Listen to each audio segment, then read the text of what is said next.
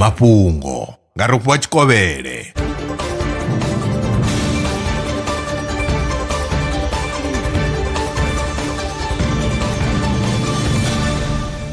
Lo kovhela ndi madekwana hu khou tevhela mafhungo.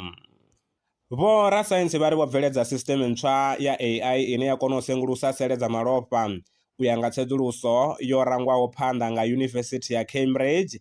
System i vhidzwaho cyto diffusion i nga khwinisa nḓila ine malwadze a ngaho cancer ya malofha a ṱoliwa ngayo. Ngudo yo gandiswa kha Journal ya Nature Machine Intelligence.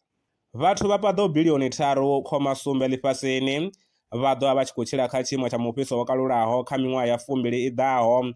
Aya ndi mawanwa a ngudo ntswa yo rangaho phanḓa nga Yunivesithi ya Oxford u ya nga tsedzuluso yo anḓadzwaho kha Journal ya Nature Sustainability. Mashango ane a ḓo kwameswa nga temperature dzi re nṱhesa ndi India, Nigeria, Indonesia, Bangladesh, Pakistan na Philippines.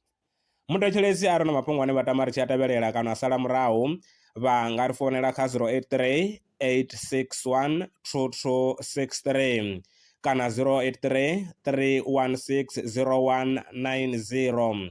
Maṅwe mafhungo ndi vhavhuyelana o tshifhingani tshiḓaho. Ndaa. Lwa miṅwaha i fhiraho fusumbe dzina ḽithihi fhedzi ndi ḽone ḽi bvaho phanḓa khou endedza vhadzulapo vha ḽa Afrika Tshipembe. Mulaudzi Transport Service ndi khamphani yavho ine ya vhaendedza u ya na u vhuya mishumoni nyendo dza kule na tsini hu tshi katela na u welekanya mikano ya mashango a tsini na Afrika Tshipembe. Ri vhaendedza vha swika hune vha khou ya vho tsireledzea. Arali vha tshi ṱoḓa u bva nga tshigwada u dzhenelela vhuṱambo vhufhio na vhufhio kha vha ri fhulufhele ngauri ri ḓo vha swikisa nga tshifhinga. Vha nga ri kwama kha nomboro dzi tevhelaho 083 227 0606. Mulaudzi Transport Service. No place is too far to reach.